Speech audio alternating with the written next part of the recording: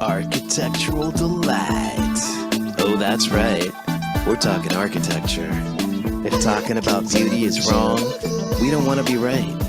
Eclectic, modernist, futuristic, guardian, cutting edge, rationalism, vernacular, visionary, pre-postmodern, romantic, invention, beauty, baby, beyond style, with your architect hosts, David Andriozzi, Elizabeth McNicholas, and Dan Morales. Architectural delight, baby. Yeah. Feel me? Oh, come on. Let's get it. Ow. Oh. It's all here, folks. Look no further. Don't go anywhere. Right here, Architectural Delight.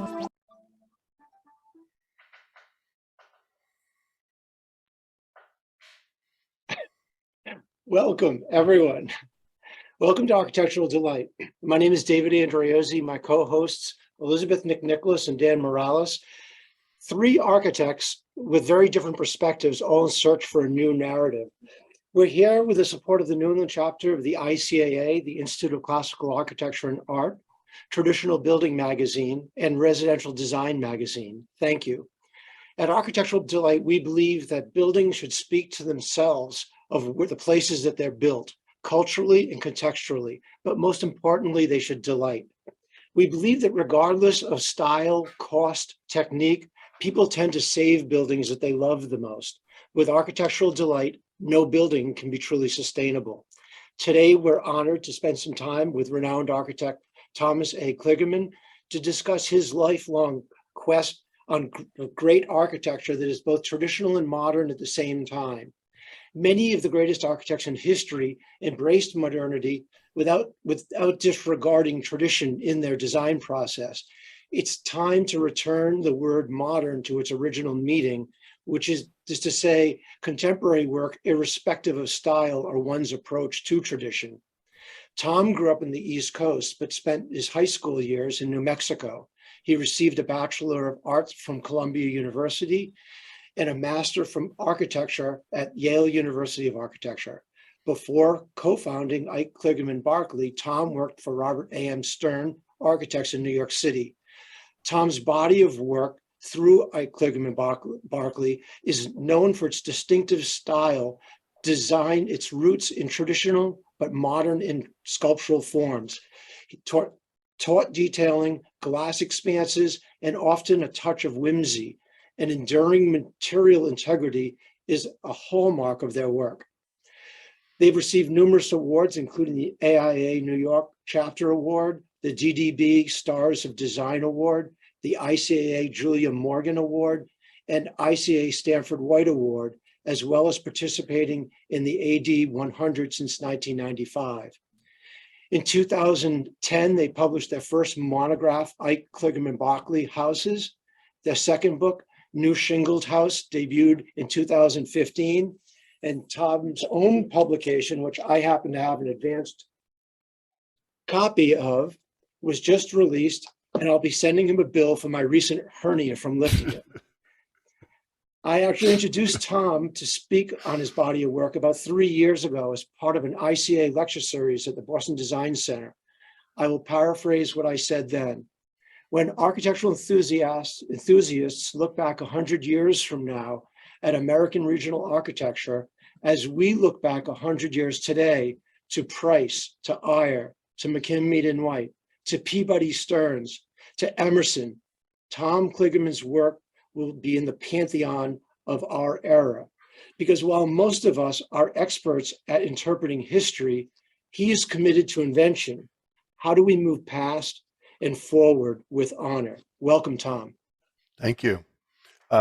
That's a very intimidating list of people. I don't remember that introduction at all because I would have shrunk off the stage, I think.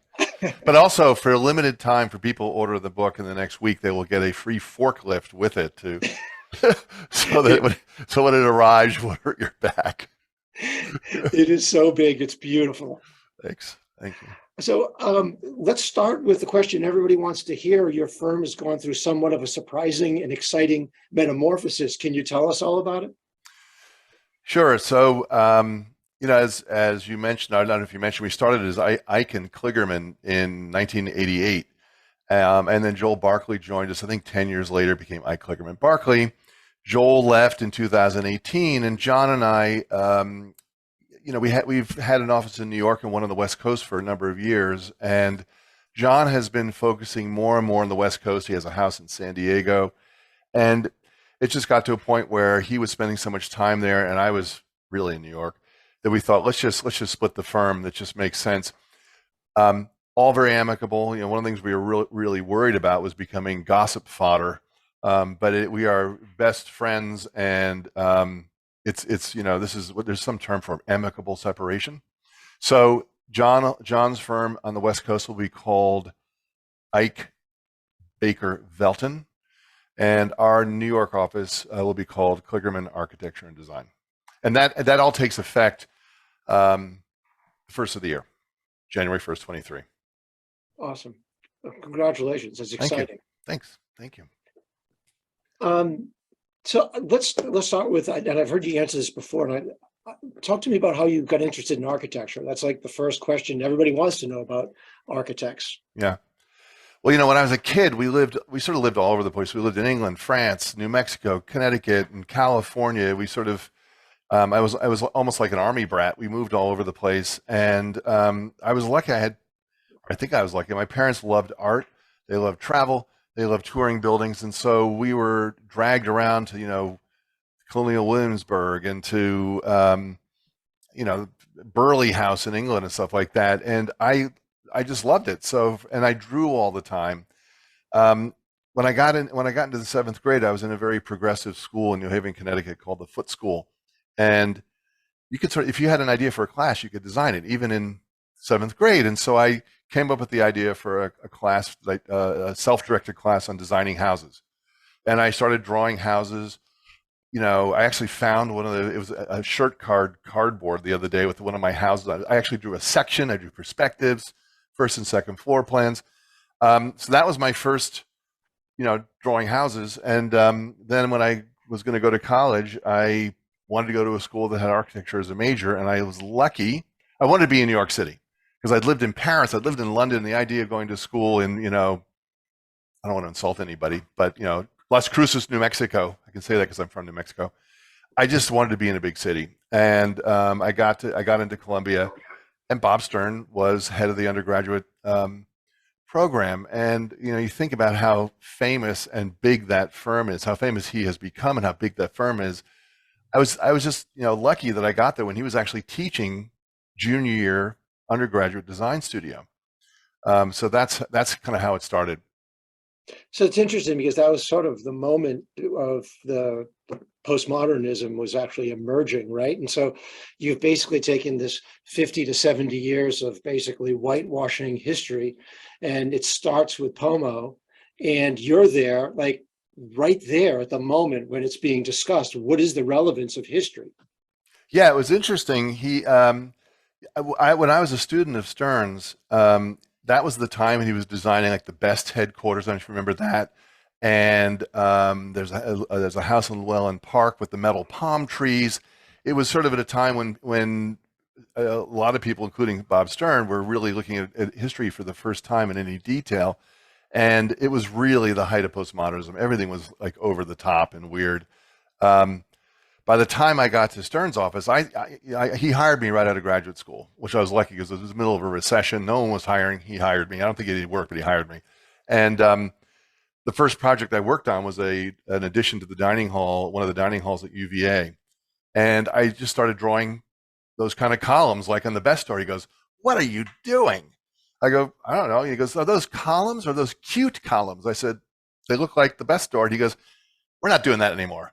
And so by 1982, when I started there, he was already, had an American vignola on the desk, and everything had become very correct. So the postmodern thing was a pretty short blip when you think about that really exaggerated stuff on the sort of line of new work. Well, I mean, it starts with, I think, learning from Las Vegas, right? And then that basically makes all of us reflect, what are we doing here? And you're right. I mean, the pasticheness of it was over the top. Yeah. But I mean, to think of all of the people that are in our age group that were affected and began this sort of, and not that I began anything, but all these people at that same moment that started dedicating their time to reinventing or relearning classical and traditional tradition. It's pretty amazing. Yeah, I was lucky because the other thing about Columbia was there was an architecture major, but it was really Columbia College did not want to be mistaken for being a trade school. You know, it was an Ivy League school, these traditions of history and philosophy and stuff like that. So the architecture major, we did learn drafting, and we had design studios. Robert Stern was the first year, and I had a different professor my senior year. But most of the major was rooted in architectural history, and which was in the art history department. So by the time I got out of Columbia, I had a major in architecture, but I also had a kind of a minor in art history. So I was kind of lucky. Not only did I meet Stern, but I had a good grounding in architectural history.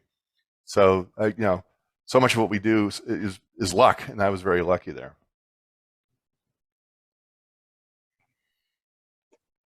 So the next question I had was, so what architects or architecture became sort of role models or prototypes of precedent when you started beginning this sort of movement towards sculptural exploration of the shingle style? If I could answer for you, with my guess, Yeah. when I see your exploration, I think of Wilson Eyre, which not a lot of people know about, but he basically is credited with perhaps inventing the shingle style. And for people who haven't seen his work, it's just incredibly beautiful, incredibly picturesque, and incredibly sculptural. Picturesque, literally, because it was a direct derivative of the picturesque a couple hundred years before. But I'm curious, like, how you see yourself, or what were your images? Well, I guess to go way back when I got to, just to finish the education part leads into to the answer. When I got to Yale, there was people really looked down their nose on all this historicism I had learned at Columbia, and so I really wrestled with: am I modern? Am I traditional? I would design a traditional building, and the professors would all go, "God, go back to Columbia." So it became this inner struggle. But over time, looking at Wilson Eyre and some of these early shingle style houses, particularly the decade of the 1880s, you realize that work was incredibly modern, and it's incredibly quirky. Buildings like I noticed when we were waiting to come on, you had the Low House by McKimbey and White, and there was another house I didn't recognize, which had this great gable and then kind of a round dormer coming out and a funny little bay window, like coming off the side, not a bay window, but whatever it's called. And that, I imagine that's from the 1880s, because that was a time when the shingle style was experimental, and a lot of it was really quirky. And I fell in love with that because it's surprising. It's got whimsy. It's in some cases it's actually kind of funny. It's very daring. And by the 1890s, already people, McKimbey and White were doing much more classical things, even if they're working in the shingle style. They got big moldings, they got columns and pilasters. But that early decade was really inventive, and I'm drawn to that. The other thing that happened was, I grew up in Connecticut. We summered in Rhode Island, in a town with lots of shingle style houses. There were shingle style houses in my neighborhood in Connecticut. Then we moved to New Mexico. And so all of a sudden I'm sort of torn out of this wood frame shingly world, and now I'm in the world of buildings literally made out of blocks of mud, adobe. And the buildings, my brother lived in a house with 4-foot thick adobe walls. And all of a sudden it's a completely different kind of architecture.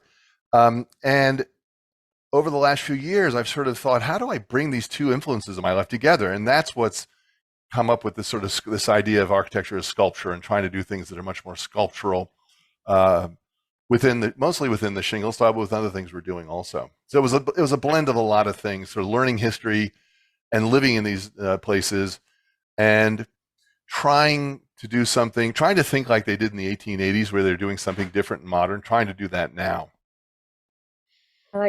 Tom, I like that you mentioned the word sculptural, and I think that's interesting because that's one word that you hear typically bandied about in describing sort of the more capital M modern types of architecture. Can you speak to how your version of sculptural is different, maybe in terms of scale or otherwise?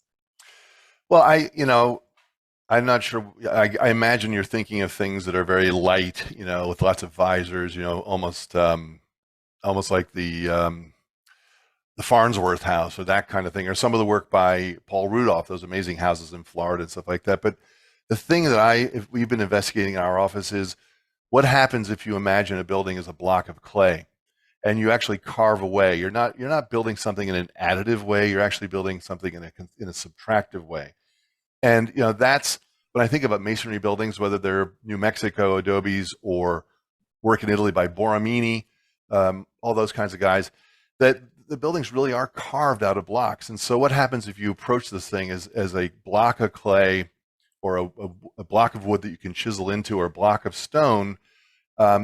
That's how I think of the buildings more and more. And you get things that are deep recesses. Windows are set 2 or 3 feet back, 2 or 3 feet back from the facade, or porches where the columns are wall that have been cut through rather than columns along the porch. So, and what is that? And what I like about it is, first of all, it has a sort of an inert power because it has sort of a muscularity, but also those deep recesses and things create great plays of light. If you have a window, and we do windows set in the flat surface, we don't just do cut windows. But when the light goes over something like that, it really reveals the building in a 3-dimensional way that I think is interesting. And on top of that, a lot of the houses we've been doing lately are curved. We're doing a house in Dallas right now. I don't think there's a straight wall in the house. These poor owners, we're really putting them through their paces. And the builder, the ridge is curved, the rafters are curved, the walls, the foundations. But what's great about that is when the sun goes past a curve, it lights up this end of the house, and as it moves, the light moves across the facade over the course of the day, which I think is interesting because it adds an element of time to the building versus flat wall. The sun, it's in shadow, the sun moves here, and all of a sudden the wall is lit up. Again, we do lots of straight walls, but I love that how you can introduce time to the facade of a building by how the sun moves and how those shadows continually change over the course of the day, not just during part of the day, but the whole thing is sort of in slow motion. Building as sundial. Love it. It is a sundial. Ah, that's great. Lovely. Yeah. And doesn't it also relate? I argue that I was most touched by shade and shadow when I took a Beaux-Arts rendering class in college. I'm only learning real watercoloring now, but when you start to put the layers in the Beaux-Arts sense, layer after layer after layer of black, of light black, and you start to realize that, oh my God, light and shade and shadow are free. And they're actually what makes things beautiful. They make sculptures beautiful and they make architecture beautiful. And like, one of my later questions, I'll go right into it, is like your connection of art to architecture, because I mean, clearly you're from your entire firm's process, I think art has been an extremely strong, important component of it, but even to the point where you're continuing as part of the whiskey watercolor class. I mean, talk to me about art and architecture, because I think it relates to the sculptural forms that you're taking advantage of. Yeah, well, you're right. I mean, I hadn't thought about shadows are free. It's one thing, you could there's no line item in the contractor's budget for shadows, and there's no line item for good proportions. So those things, if you get that, that's free. It doesn't matter what your building costs, that stuff is free. But I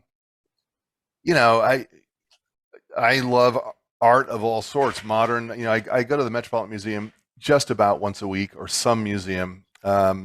And I find it incredibly inspiring. I was wandering around on Sunday, and this, it literally gets my week going. I guess, if I weren't an architect, I'd be an artist. I don't know what I'd do. I think I'd be a sculptor, but I would, I'd definitely be an artist. Doing any kind of art, it may sound like a cliche, but it's simply true. It teaches you to see. You like, to your point about doing a Beaux-Arts rendering, which I am afraid to even attempt. But I do a lot of figure drawing on the weekends, and the darkest part of the shadow is not where if this is the lightest part, this is not the darkest part. The darkest part is sort of in between, and you learn to see that way. And with watercolor, add to the shade and shadow and all the other things about doing a painting is color, which I think color is the most difficult thing in design. And the one thing with the Whiskey Watercolor Club we paint weekly, is you have to look at color, how color is relative, how something that you know is blue is actually could be yellow. You have to sort of learn to paint what you see, not what you know. So there's huge lessons in that, and shade and shadow. Just composition. I remember a couple of years ago we were doing a building. It was a shingle style building, and I said, "What if Miro did this? What if Miro did this? Instead of a painting, he built it. All those shapes and the composition." So I guess we do talk about art a fair amount in the office. Then, Tell us how Whiskey Watercolor Club and our friend Mike Ember, how that whole started. Whiskey Watercolor. What happened was a group of us, it was, Michael Limber, Enki Barnes, Doug Wright, and Steve Rugo. And if people who are listening know any of them, we were on a trip to England, and we were living at Goddard's by Eben Letchen's amazing arts and crafts house. We were lucky enough to live in it for a week, and we decided to bring our watercolors along. I couldn't watercolor at all.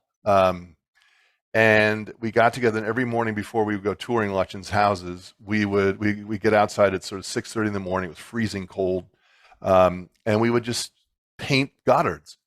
Then about a year later, we went to India, right at the beginning of COVID. In fact, we had to come back early, but we painted in India also.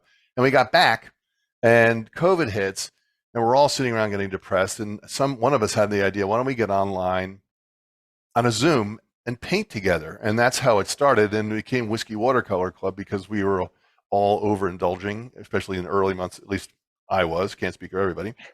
And someone misspelled it. There's no E in whiskey, which irritates me, but that's another story.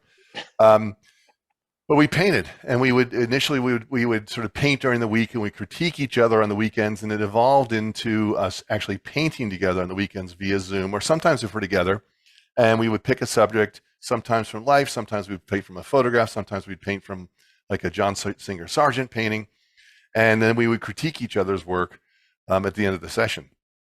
And I think I've certainly improved. It's great.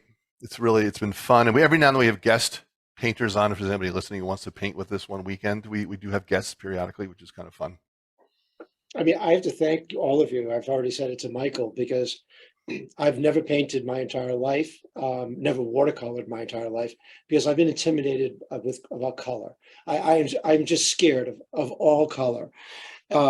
So I do a lot of stained glass, and when I do stained glass, up until recently, I would do stained glass in shades from white to black. And so there's 6 shades, and then I'd give it to an interior designer and go, okay, let's apply color to it. And that's how afraid of color I was. But watching you all do that, I'm like, Cheryl, my wife, said, you've wanted to do this in your entire life. Like, just do it. And she signed me up for the art club, and I started taking classes. And there's nothing I've ever enjoyed more doing. I mean, my work stinks, but I love it. It's just so enjoyable. It's enjoyable. And here's the thing, you get better, because mine, you should see what I was painting. I find my old paintings and I'm like, oh my God, you actually do get better. I guess one of us could probably be a NFL football player if we practiced enough. I don't know about me, but maybe you. But practice doesn't make perfect, but you do get better. Watercoloring is a very rewarding and very frustrating medium. It has a mind of its own, and you can't go back. The thing about it is you can't go backwards. You put the paint down, you're done. So it's oil paint. You can kind of cover it over with the next layer of oil paint, not with watercolor. It's a fabulous sort of story of iron sharpening iron, and you having this sort of collective with your peers. Understanding how conventional or typical architecture practice might actually churn out wonderful designs, and presuming that to some degree your hand is not on every last sort of curve that gets sent out the door by your company. Talk about your firm as though they will never listen to this conversation. Do you encourage sort of this artistic piece in your designers as well. I do, and I certainly try to. And, it's as you know, running a practice, sometimes the deadlines and you just get kind of gruff, and you don't mean to. But I want an office where everybody feels like they're learning all the time, and whether it's architectural history or flashing details, codes in different areas. I think if people are learning, they're happy. I hope people in my office feel like they're learning. I would love it if they all took up watercolor or something like that. There's actually a guy in my office, Yi Wang, who's on vacation right now, unfortunately. But he's doing a lot of the watercolors, and they're amazing. And he recently taught a little seminar in the office on watercoloring, and I hope he's going to do another one. But we recently moved into our new office. We had a really big office before this. We've shrunk, not in number of people, but just in space. And right before pandemic, we started doing figure drawing. I think it was like the second Thursday of every month. We put up stickers. If you are afraid of nudity, do not come this way. And we put paper over the windows. But it was oversubscribed, and ended up we had to go to two nights a week because people wanted to draw. And so it is important to me. And if people want to, we just recently sent Yi to England for a week to take a watercolor class because I think it's important. So I want everybody to contribute. I hope they feel like they do. We have a library here of about 5,500 books in architectural history. It's always growing. And I want them to use it. If you're over 35, you don't open a book. I'm trying to change that. The books last a long time now because no one cracks the bindings. But I hope it's a place where people feel like they're learning. So that brings up a question of like how you treat precedent in your work. Since your senior designers might kick out the last bit of the design. And if the older folks aren't cracking these books, I'm 55 and I still love my books, not just for my own pleasure, but for inspiration. It's, you can't always walk to every site. And as Richardson used to say when he was in Europe, why were you buying all these photographs? He goes, because I can't sit here and sketch all day. So can you speak to how your firm, when I look at your work in this part of the country and that part of the country, I see it's regional, but you also have these other artistic ideas. Can you talk about how you deal with precedent in the design development of your office work? I think precedent just in general is really helpful. Like the old adage, there's nothing new. So we're always looking at books for solutions or ideas to generate a design. It's amazing. I almost never pick up a book randomly on any architect, and sometimes on painting. I have a lot of books in my office here where I don't find an image just coincidentally that helps with something I'm trying to work on in some other project. So precedent is really helpful, and sometimes it actually helps you establish a partie and sometimes a general look. But where you're working is also important. I think you have to be aware of where you're working, and you want to do something appropriate. You're not going to put an adobe house on the water in Newport, Rhode Island. So I think being an architect, you end up being kind of an aggregator or something. I forget what the word is, where you just have all these things that come into you. How many rooms does the client want? How many bedrooms? Where do they want them? That's one thing. Where does the sun rise? Where's the car? Where's the garage? That's probably going to locate the kitchen and that kind of thing. But you're also listening to the history of the area. We had a client a number of years ago. We did a house in Watch Hill, Rhode Island, and they came to us. It's on a very prominent piece of land. It's on a point of land with water on three sides, and you can see it from the river and the bay. And they wanted a flat roof modern house, which I was kind of thought would be interesting. But I was like, you will be run out of town if you put a sort of a Miesian box on that land when everything around your shingle style. And we were able to find something that was modern enough, enough flat roofs that they were happy, but we actually can all go to a restaurant there and not fear for our lives. So I think there's always a solution, but I imagine with you guys too, it's just a matter, it's listening, listening to the owner, listening to the site, listening to history, listening to the costs.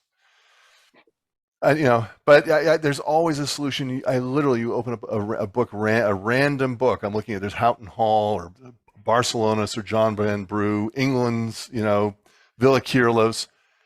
It's amazing what you can find if you just step back and take 10 minutes looking at a random book. I wish I had a 20,000 book library, but Now I see, bits of Bruce Price's work in Tuxedo Park. I see John Calvin Stevens and some of the work on all sorts of these, Mhm. just like you said, those 1880s. I don't know what they were smoking or what they were thinking, but they just started playing with forms beyond anything else. And before you know it, it's some of it's like your work, where it's like it literally is just a symphony of forms and shapes and how they play with each other.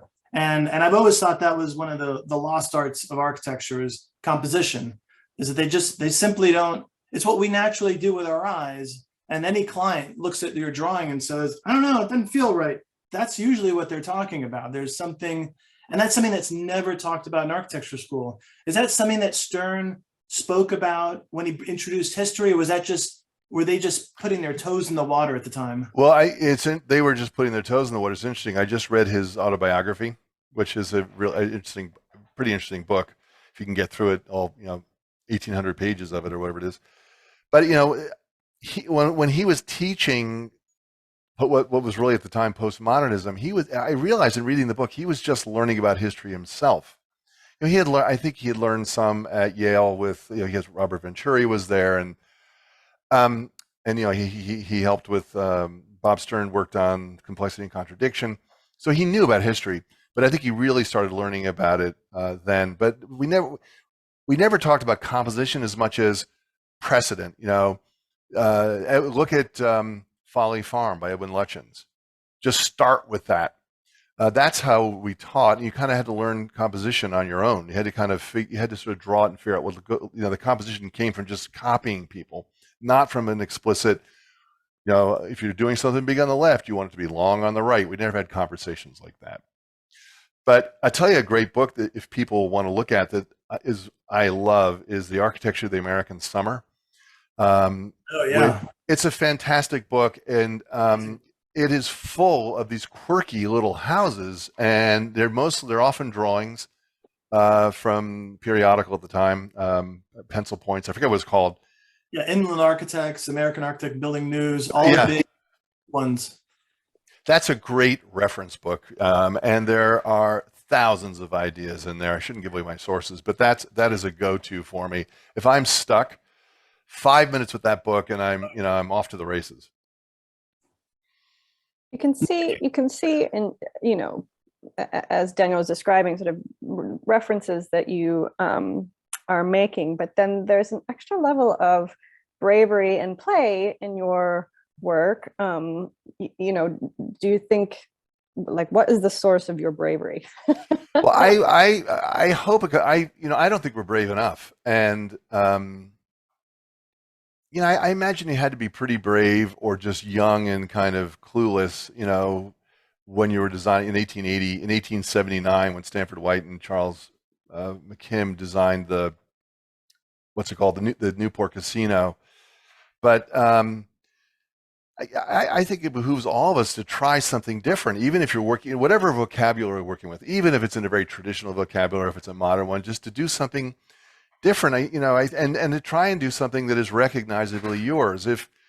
Where would we be if there hadn't been architects who kind of went out on a limb? Like, there would be no Frank Lloyd Wright, there'd be no Palladio. All the people we talk about, none of them really took the safe route.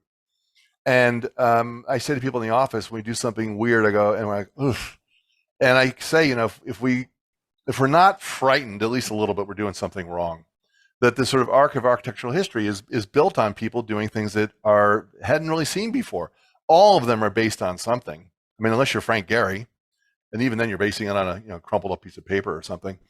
But I think it's all. Where will we be if all we're doing is copying things, kind of just rote copying? Where does that get us? I mean, it gets a lot of pretty neighborhoods, and there's nothing wrong with it. I'm kind of glad there's a lot of very traditional architecture that's being done now. It's beautifully done. It's just not what we do. We actually do some. We're doing a number of renovations we're renovating a beautiful Maybeck house in the middle of San Francisco, the Ruse House, really famous house. We're doing a major renovation of an 1898 shingle style house in Southampton. We just finished renovating a Delano and Aldrich house, and when we're doing that, we're very correct. We do respect it, and people who are doing that are creating wonderful environments, neighborhoods and stuff like that. But I just like being a little bit of an outlier. And I don't think we're outlying enough. You know, I think that I feel like we're kind of poised for the next thing where, you know, architecture is a slow study.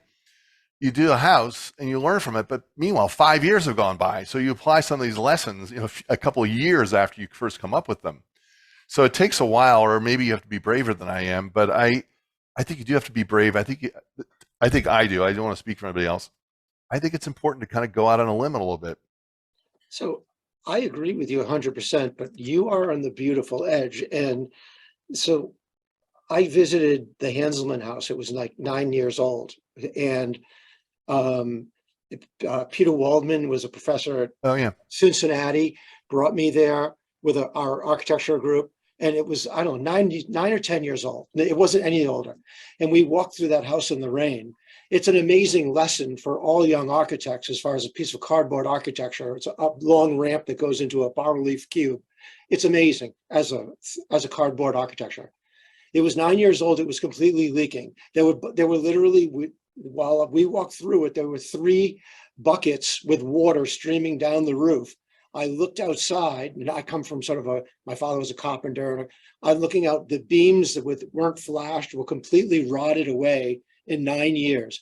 So this is a credit to what you're pushing yourself against. And it goes really to firmness, and it goes to Vitruvius.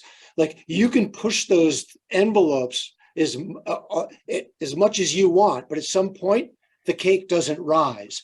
And so you have to feel that edge against you and say, listen, I'm not going to get the award and have it all rotted away because we were experimenting with details. When I look at some of your close-up details of the woven shingles and things, it's almost like it's like a cabinet maker, but they're all well thought out with regards to firmness and technology. And so I don't know, I think you have to feel that pressure on you a little bit. With the reality pressure, well, yeah, the enemy of architecture is water. I mean, if I could get rid of one thing when it comes to buildings, it'd be water, and then following on that, freezing. But freezing wouldn't be a problem if there was no water. But you mentioned the Hanselman house, which people don't know, that was designed by Michael Graves, right in the period we're talking about, and it probably, what was it, 1973 or something like that, when postmodernism was kind of exploding. And Michael was doing these very kind of Le Corbusier-inspired buildings. Interestingly, Julie Hanselman worked for me for a number of years. So she grew up in that house. But you know, I've been in a lot of buildings that are by people who were kind of on the cutting edge. The first time I saw the Faculty of History building by James Sterling at Cambridge, there were buckets all over the floor. I was there, it was England, it was raining, and there weren't 3. There must have been 30. Lutyens' houses notoriously either leaked or the smoke came in the fireplace the wrong way. I'm not excusing these things. Take that back. No, some of those houses are really uncomfortable being. You open the door and the smoke comes out, and then the fire goes out, and then you get a shower on the way in. So it doesn't always have to be that way, but there's a lot of sort of beautiful things that we had to get there. So we're ahead of their technology. Like if you go look at the, I don't know if people have visited the Maison de Verre in Paris, which is just incredible. You have to make an appointment ahead of time, but it's incredible. And it's all these super modern details that, you know, people are doing now, but they were done at a time before, you know, synthetic rubbers and plastics and flashing. And it's there, but it's, you know, a lot of these ideas are ahead of technology, and there's some problems sometimes. We try to stick with proven technology, but, you know, I don't know. Rain happens. Yeah, the risk is so high. Gravity happens too, like DeFranco writes, cantilevers, and I don't know if you've visited falling water. Yeah, so I think I'm the only architect who doesn't like falling water. I'll say it. I don't like for it. a whole bunch of reasons. I mean, it's an incredible site. There's some incredible moments, but basically it's like this thing in the woods, and like, I don't know, I'm not going to get shot when I walk out the door. But one of the problems is everything that can sag does, whether it's the cantilevers or the beams or the shelves on the wall or all kind. I mean, well, Frank Lloyd Wright was a fantastic engineer. Well, go look at falling water, you know. And Robert Silman's office re-engineered it, and it's still saggy. They couldn't get the sag out of anything. Yeah. No, he's a fantastic designer. And I mean, falling water, when you look at it from the classic view, it's a jewel. but that's not how you live in that building. And when you actually walk through it, the spaces, to my mind, are very uncomfortable. The bedrooms just don't work. But I think he's allowed a couple of those. Yeah, I have to say, Frank Lloyd Wright was a genius, and we have a lot of books on him. And the houses and buildings are incredible. That just happens to be one that's super famous that I don't like, but it's incredible. He was incredible. He's sort of one of the architects. He started out in that shingle style period. Yeah. I was in Chicago in the spring, and of course I saw his Oak Park thing, but right next to his house are 2 or 3 other houses he did for a developer, and around the corner are others. And you really see how he was one of many shingle late Victorian guys. Yep. And then he went and saw the Japanese pavilion, or if he grew out of the side of Sullivan's Head, or whatever story he comes up with. But then he just breaks out into this horizontal thing, and he just takes it to the races. And it's I was just in Belgium, and I saw tons of this Frank Lloyd Wright inspired urban architecture with all these cool little, Rietveld things. And it's just endless ripples from this guy. Yeah, no, he was a shingle architect, and his own house and studio, that's a shingle style building. Certainly the big pedimented side. The pure form. Yeah, it's just, and what an amazing building. But he's someone who pulled from all kinds of sources. You go in that entrance hall, and there's that wonderful frieze, and that is a building also for people who get to Chicago. Well, Elizabeth, wait, are you in Chicago or are you in Denver? Oh yeah, no, I'm in Chicago. Okay. Yep. So you've probably been. And the other amazing building, which I saw when I was in college and hated because it was a rainy, gloomy day. I went to see Unity Temple, and it was all brown and gray. It was terrible. I went back recently. It's been renovated. I think he was 28 when he designed it or something like this. It's like, okay, I give up. It hurts. I give up. It hurts. Yeah. Everything Don't ever look about at that. ages. Don't ever look at ages, right? Yeah, Lutchens. You think you're so cool because you do something kind of Lutchens inspired. And you look at he was 24 when he designed it. Like, brutal. Yeah. There's a quote where Eric Clapton saw Jimi Hendrix for the first time and said he wanted to sell his guitar. Yeah. That's how good he was. Well, Eric Clapton was actually very modest about that kind of stuff. Someone said to him, what's it like to be the best guitarist in the world? He said, well, I don't know, ask Prince. So he was generally a pretty modest guy, I guess. I'm going to see Eric Clapton for the first time in my life next week. So I want to go see him. I heard he's on tour. I don't know. Yeah, I can't wait. Maybe I'll see you there. So it's funny, the Frank Lloyd Wright thing, I look at his career, his famous career up until Falling Water as being his genius part, his moment of celebrating America and region and history and people and culture, and then going off into sort of narcissist geometry off the wall. I mean, at least that's how I perceive it, as 2 different careers. And then maybe. I just don't like Falling Water. It's there's no question it's an amazing building, but his geometric stuff like that Marin County building, you go see it, or those buildings in LA with the Mayan block, like the Innes House, and unbelievable. Yeah. Anyway, sorry, interrupted. No, this is your stage. I wanted to ask you a little bit about your sort of philanthropic work. I mean, you've been involved with Sir John Soane's Museum Foundation, I think on presidential level, and then the Lutchens Trust America, which I think you helped create. And my question is, it's amazing. Tell us first about the 2 organizations, but this sort of responsibility of an architect to sort of get involved, to help educate others, like that's your opportunity. Even if it's in a local community and you're a local architect, there's a role for you. But I'm curious about how you perceive that, and start with the 2 organizations. The first one I got involved with was the Sir John Soane's Museum Foundation, and I was asked they have a gala every year, and one of the board members, Suzanne Stevens, who people may know is an architectural critic, she just retired from Architectural Record. A friend of mine, she said, would you design the tabletop for one of our galas? So I designed this, the candles and the glasses. I did, the whole thing, the tablecloths. And I did slip covers for the chairs. I was really out of my depth, but I did this thing. And then they said, hey, you want to be on the board? I was like, cool. So I got on the board. I was on that board for 22 years, and the last 8 years or so, I was 8.5. I was president, and that's a really fantastic organization. We raised during my time there. I think we raised about $6 million from the museum. Paul Whalen, who's a partner at Robert Stern Architects, is now the president, and they're continuing to do all that kind of thing.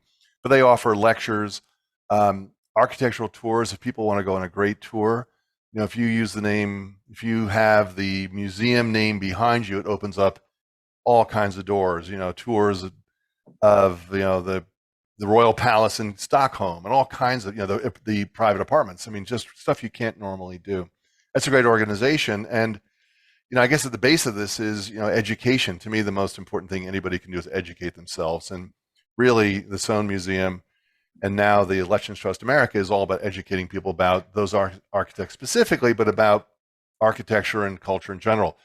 The Elections Trust America, there is a Elections Trust in England, which has been around for a while, that was started by the Lutchens family, Candia Lutchens, and can't remember her cousin's name right now, but a couple of Lutchens, Marcos Lutchens in California.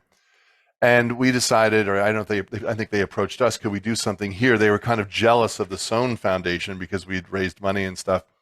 And so we started Lutchens Trust America, and we do many of the similar things. We have trips. We have a trip going in the end of this month to Ireland. We have another trip in the spring going to Ireland if people want to go. We call those trips our Lutchens Intensives, not the greatest word. We may have a new name for them now, but the idea was most people can't take a 10-day break random, to do these things. So these are 4 or 5 nights. So it's a half a week, and you go someplace. We lived at Goddard's. Last year we were in a house in Devon. This fall and next spring we're having a repeat of the Ireland trip because it's sold out. We're going to be near Dublin. We're going to go stay at what's the island with the castle there by Lutchens? I'm drawing a blank. Anyway, what's that? Is it Drago? No, we went to Drogo last. We were in Devon. We went to Drogo. Incredible. No, the one. I'm sorry, I'm not more with it. I need Cliff's notes. Can't remember. Maybe someone else remembers. There's an island right off the coast of Ireland that there's a Lutchens Castle he renovated. I can picture it. Lambay. We're going to actually live at Lambay Castle on the island. So for people interested, it's really great. But it's all about kind of giving back and raising money and raising awareness. The other thing I'm involved with is raising money through what's called the Design Leadership Network, actually Design Leadership Foundation, which is an offshoot of the Design Leadership Network. And we're raising money for basically scholarship money for young students who otherwise couldn't get into the field of architecture, landscape architecture, and interior design. And we've raised close to $500,000, and that money right now has been going a lot to Mississippi State University, where there are students in need. We just brought 19 students to New York, who had never been many of whom had never been out of the state of Mississippi, so they could visit architecture offices. We found them internships. So all of this, that one in particular, is all around education and access to our fields. I just think it's important to get out of yourself a little bit, and it's eye-opening, whether it's visiting a Lutchens building or going to Mississippi State and meeting with students, mentoring them on portfolios and letter writing and critiquing their work and participating in some of the design studios. It's really great, and it really does make a difference. People really do learn. It really changes the trajectory of people's education and career, particularly with the students. I just think it's important to do. It takes time. It doesn't happen for the most part during the workday, but it's worth it. I also involved with the Billion Oyster Project in New York, where we're putting oysters back in New York Harbor. New York had half of the oysters in the world in 1609 were in New York Harbor, and they're all gone because of pollution and stuff like that. Now we're putting them back. But what attracts me to it, besides the environmental side, is all that work of putting oysters back in is being done by New York City public high school students. And these are kids often who, some of them, didn't know New York City was near the water. They grew up in parts of Brooklyn and Queens and stuff like that. They had no idea that the ocean was nearby. And now they're out in motorboats. They're learning about environment. They're learning about New York City history. They're learning about welding and biology. It's incredible. So again, it's education as keeping education from being the thing that people don't have that holds them back.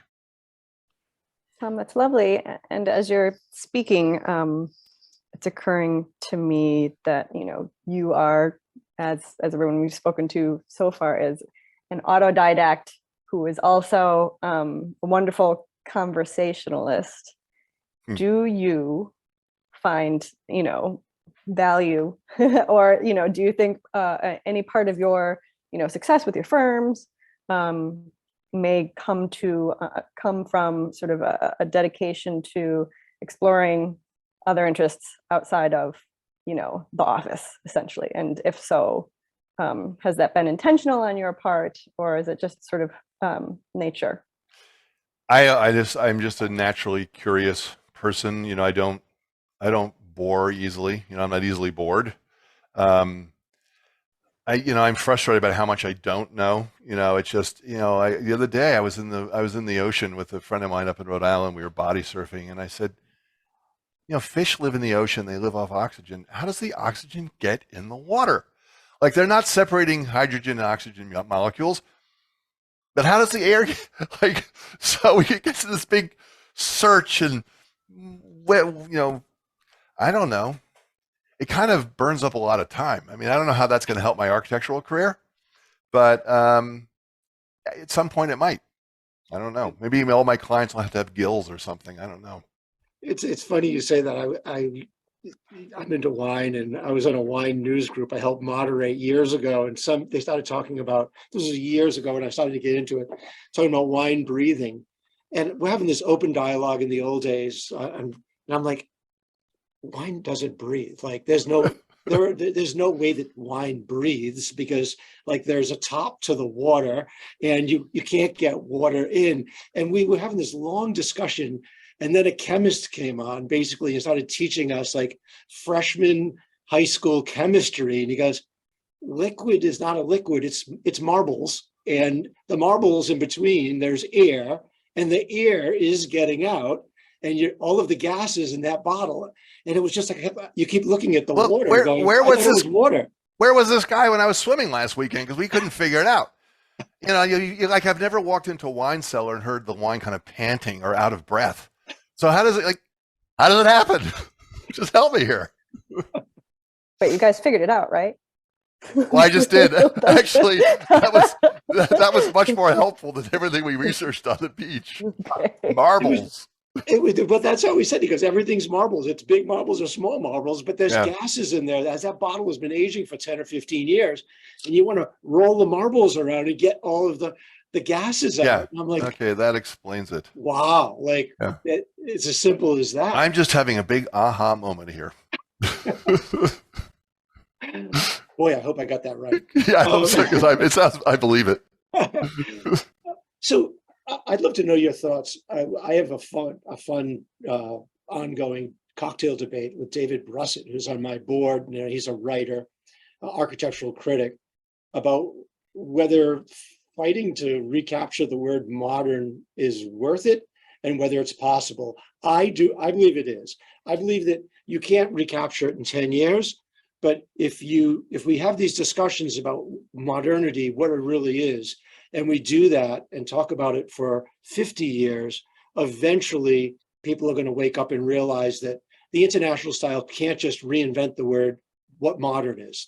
I wonder what your thoughts are. I saw that you sent a little cheat sheet on things we were going to talk about. I saw it 5 minutes before we got on the air. But it made me think that maybe modern is just what's happening now. Maybe it simply means bringing what's happening now into your work. And I'm just kind of winging it here. What makes the work relevant? What makes it different? We all can't escape our period in history. I mean, no matter what we do right now, in 30 years, someone's going to go, that looks like 2015.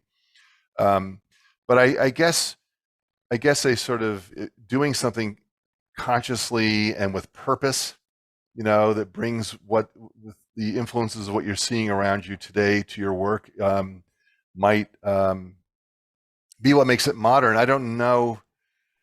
You can't talk away the international style and everything like that. And it's an important thing, and I love it. But I don't know if I'm answering your question. This is a hard one. This is a stumper. Yeah. But I do think people. I'll tell you what I don't like is people of whatever stripe poo-pooing people who are doing something different. Like you're a modernist and you're snickering at the work of people who are, founding members and involved with the ICAA, or vice versa. I mean, I just think there's room for all of us, and it's if we're all working hard and being intellectually honest and challenging each other and doing the best we can, there's room for everybody. And I don't like divisive language at however you're working. So that's my little No, soapbox. polemics are terrible. I mean, we all have to be welcoming and learn. I totally agree. Well, to the more than modern, I'm really into history, and so reading through history, architects never worried about being modern up until like the late 19th century, going into the 20th. It just was never a consideration. They were worrying about firmness, commodity, delight, and with an emphasis on delight, because it was assumed you knew how to stack masonry units. It was assumed that a volume that could be spanned by the trees that were felled within 200 miles would be reused, et cetera, et cetera. So this whole notion that the modernists came up with of functionalism that was, insert program into machine and out comes this perfect result. And therefore the beauty will be, emanate from that result. Obviously it's cockamamie, it's nonsense. But I just think I would love to see a time when you approach architecture the way people on the street do, which is they don't think about modern versus not, or music, whether they like a tune from the Aztecs or the pygmy dancers in South Africa, or whether it's an Irish jig, it's still going to tickle, it's still going to delight the fancy. And I know that's the fear of doing that is that we're nothing but a trade school where we learned how to do icing on cakes. And that's, I think, the big fear of architects is that if we don't sound intellectual, we're not doing something that's going to rate on some level. But, to bring Lutjens into this, when he started out as an arts and crafts guy with Morris and all these guys, and they were all very left wing. They were into the political side as well as aesthetic. He just liked the aesthetic side. From the little I know, I'm not an expert. But by the time they got back into the Edwardian and the classical phase, a quote he says I just love, which speaks to this, is the game is Palladio. And I don't know how more plainly you can say, I'm not saying he had nothing else in his mind, but to me as a designer, I hear that and I go, I hear you, pal. All right, let's take a walk. Let's have some fun. And we'll look at buildings and we'll just start playing with the things that we see. And to me, I wish we could get some of that back into architecture. Yeah, I think he talked about the high game of classicism. That's it, the high game. Yeah. The high game. And yeah. And it is true that what the wonderful thing about the orders and all that stuff is how it's like notes in music. You sort of think, how many more tunes can anybody invent? Well, every year more tunes come out. And the same is true of all the orders and everything. Yeah. It is endless and challenging. And what's great is there are rules, and that's how you break the rules and how you change it. It's chess. It's like, I guess to me the top board game is chess. In a way, that's what all this stuff is. Like it's infinite things with actually a very few number of pieces. I mean, there are 8 notes in a scale. There's a lot of scales, but yeah. But how you combine them, how you play, that's, and I've done modernist work, and I take your stance. I want to provide a happy client and produce something I'm proud of. In general, I tend to be traditionalist, but just in terms of notes, sometimes I feel like, with a modernist scale, you've got 3 notes. and yes, you can still write a symphony with them, but I wish they would show students that they're all songs, they're all notes to be played with. And some are appropriate here and some are less appropriate there. I'm not saying do whatever you want, but they seem to kill that thing in the crib. And by the time the kid gets out of school, he's just like jaded. Yeah. I would love to go back to school. Oh my God. I want to go to Notre Dame. I want to reapply. That's where Elizabeth and her husband is from. I'm so jealous of you. I was thinking, what would happen? I keep seeing these ICA courses drawing the orders. Like, what if I just kind of snuck in and did one of those? But I would be humiliated. I'd be like, oh my God, look who's here. God, he sucks.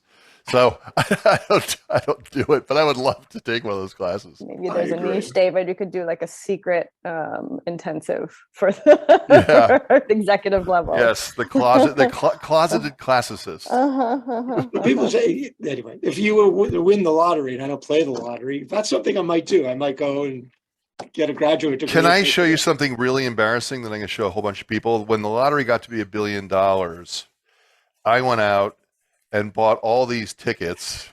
Oh man, that is embarrassing. And I suddenly realized I should go because some of these may be like $4 wins. So I'm going to take these and see. But I didn't win the $1 billion. I'm not that. It wasn't in Indiana. There's somebody in the Midwest. Illinois, and they still Yeah. haven't come forward. I think it's coming up on the deadline. So No, it's a year. I think you have a year. Oh, really? Okay. Yeah, I think so. Anyway. It's smart they'll plan it because your life can implode by the snap of a finger if you win these awards. Yeah, I would hate to. Thank God I didn't win the $1 billion. Or we'd all be calling you up. Hey, buddy. Yeah. Hey. Bestie.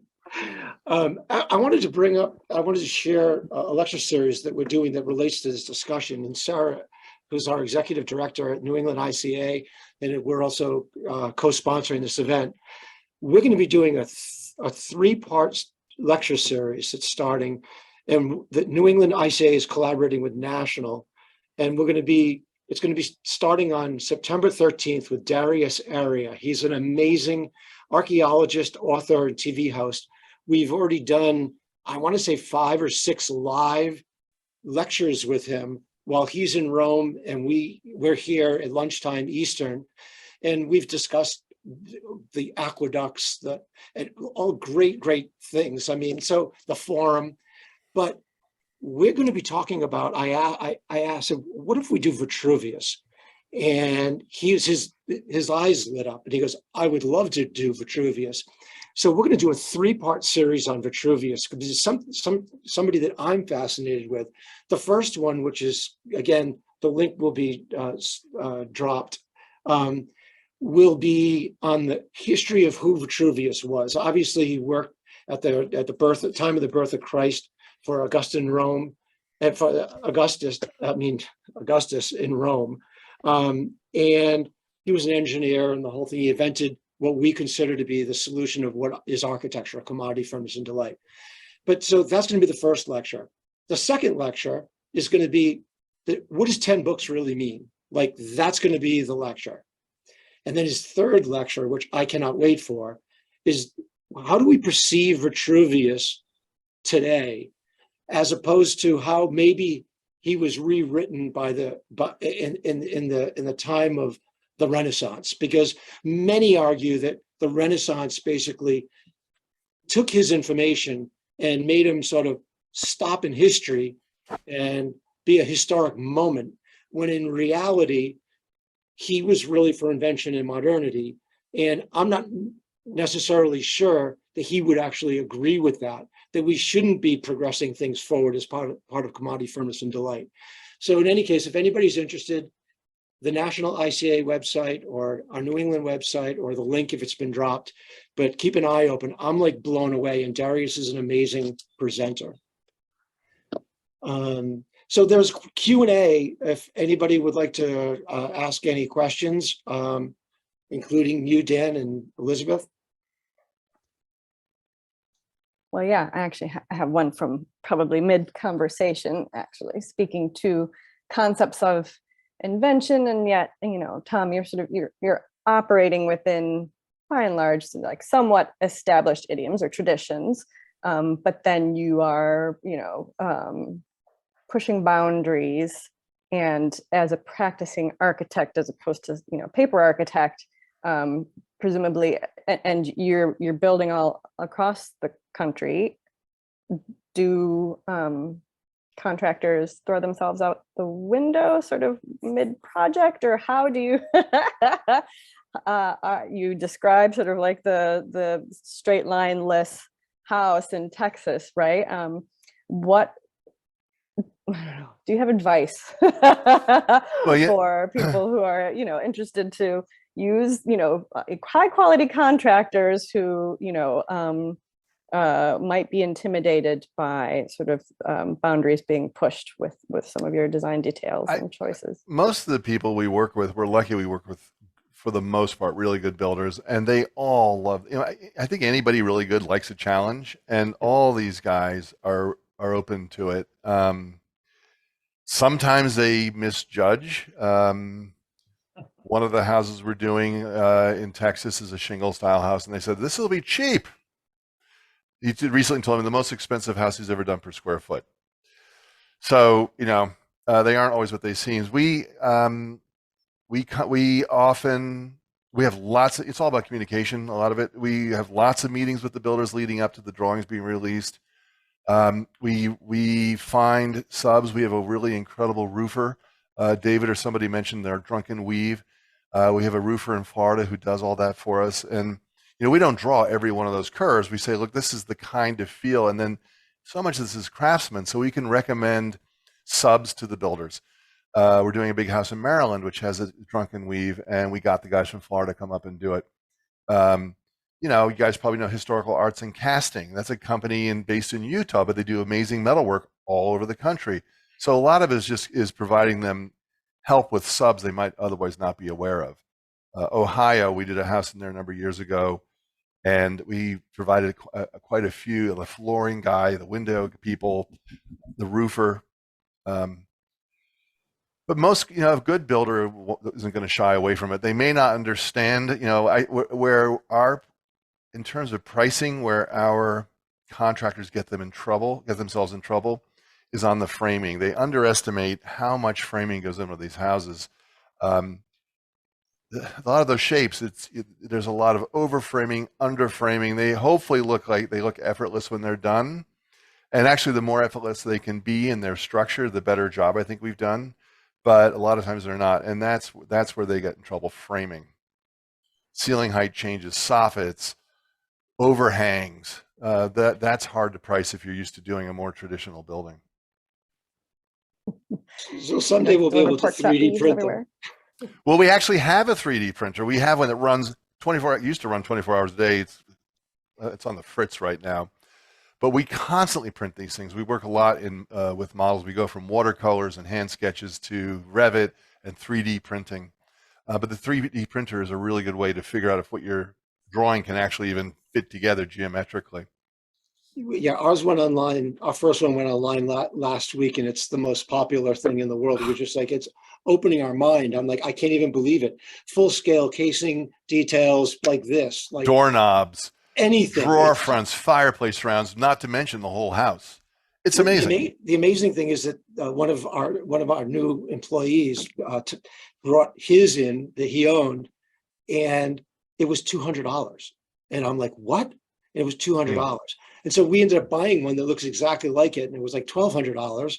But still, it's like, this technology is so inexpensive, and like, this is what we're printing now, full scale cupolas. And I think we got ours at the wrong store. It's crazy. So the first question I have is, so at the beginning of the interview, you mentioned how you were exposed early to a wide spectrum of art and travel as a child. I'm curious to know how this has informed your proclivities as a designer. Moreover, how do nostalgia and ingrained memories / experiences play a part in a person's creativity? It's interesting that, I guess a lot of what I do is reinterpreting things I've seen. But the interesting thing about that question for me is memory. And that's one of the things we've been delving into now. That's sort of our new frontier, besides the formal versions of these houses, is how do you evoke memories for people in their houses, especially in a house that's not built yet.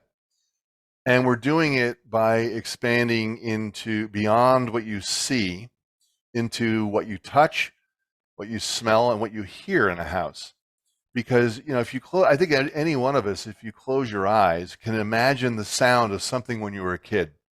Or you can imagine the smell of something, or you smell someone baking an apple pie, or you smell a pine forest, and it brings back memories of home and stuff like that. And so we are focusing a lot now on the senses that no one talks. Most people don't talk about when they're talking about architecture. Is it catalyzed lacquer or is it beeswax? Is the room, we're doing a house right now where every room is a different wood, and the wood is raw. So we have one room is Western red cedar, one room is vertical grain Doug fir, one room is white oak, one room is mahogany, one's pine. And every room has its own not only signature look, but signature scent. And that's all about memory. We did a presentation a few years ago. I went to the site. It's a site up on a lake in Connecticut. People love it. It's where they're most at peace. They love all these things about it. And so I actually hired a scent maker to create the smell of a New England forest on a lake. And at the first presentation, I went in before they got there and I kind of spritzed it around the room.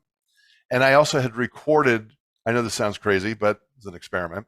I actually recorded the site. They'd lived on the site before. I recorded the birds and the water and stuff.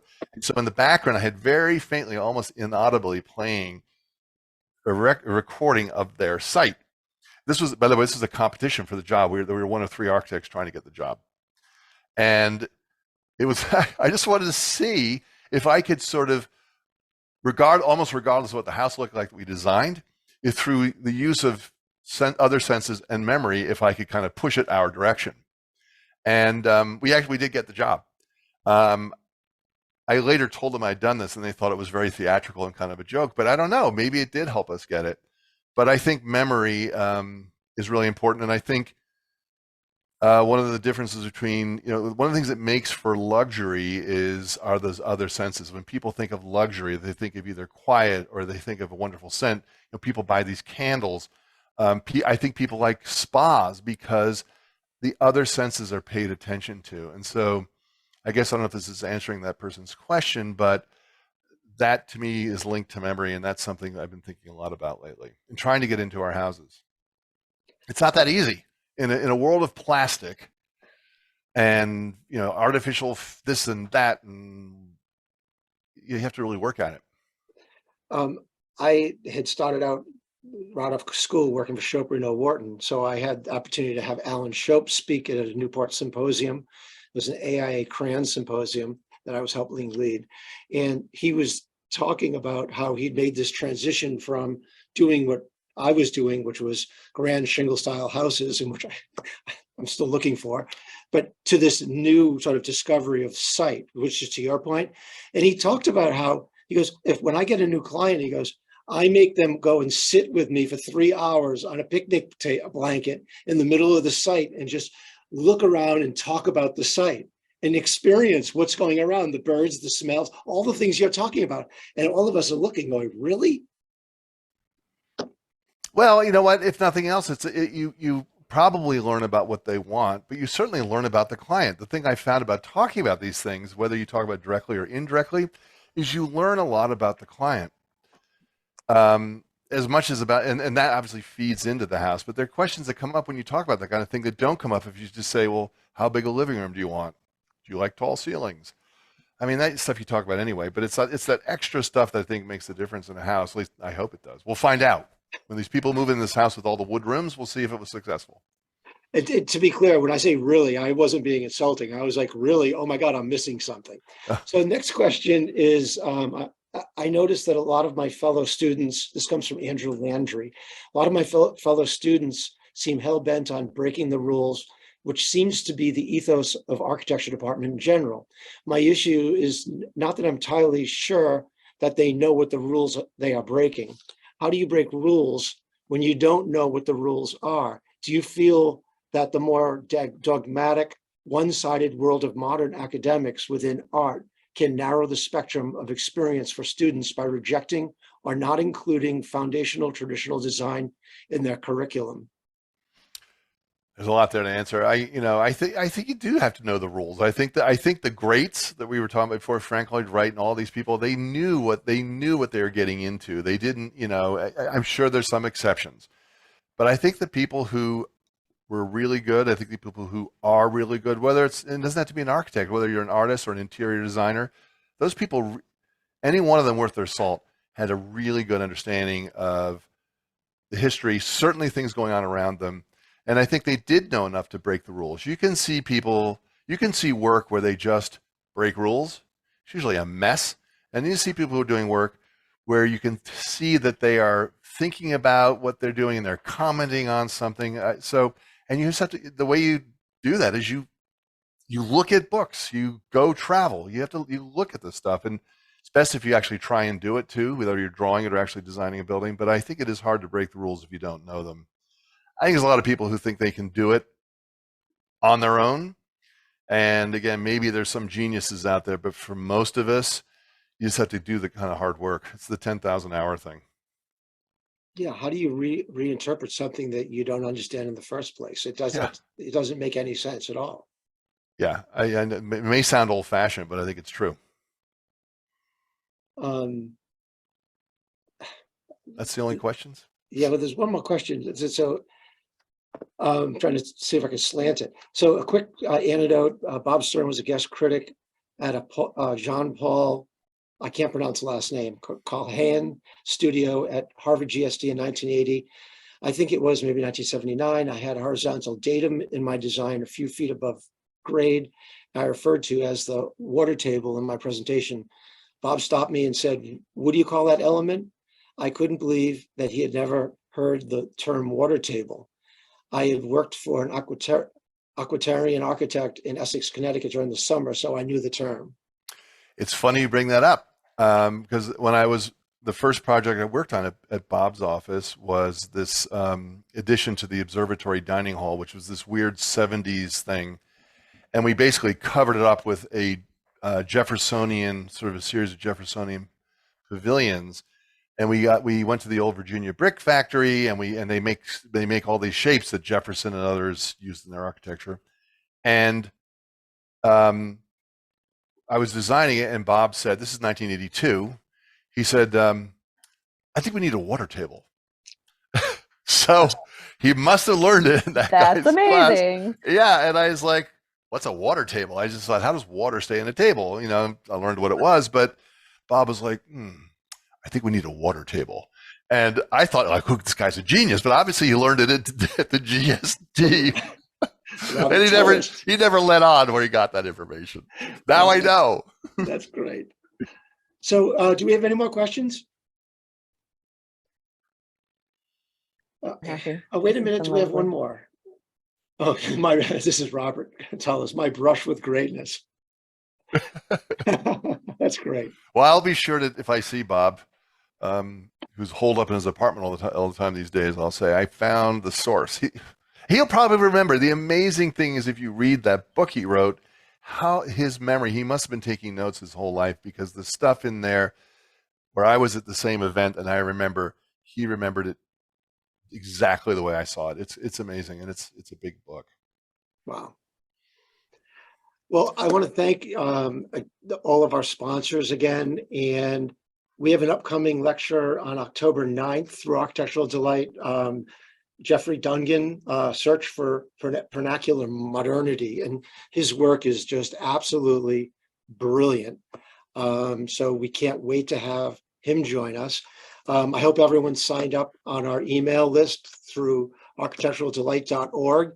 And Tom, I owe you at least one martini. As long These as days, that's plenty. Okay. Thank you so much for joining us. Thank you. It was really fun. Thank you, Okay, Elizabeth great. and Dan and everybody. Thanks. Okay, What bye-bye. a pleasure. Yeah. Bye, Cheers. David. Bye-bye. Bye, bye, bye.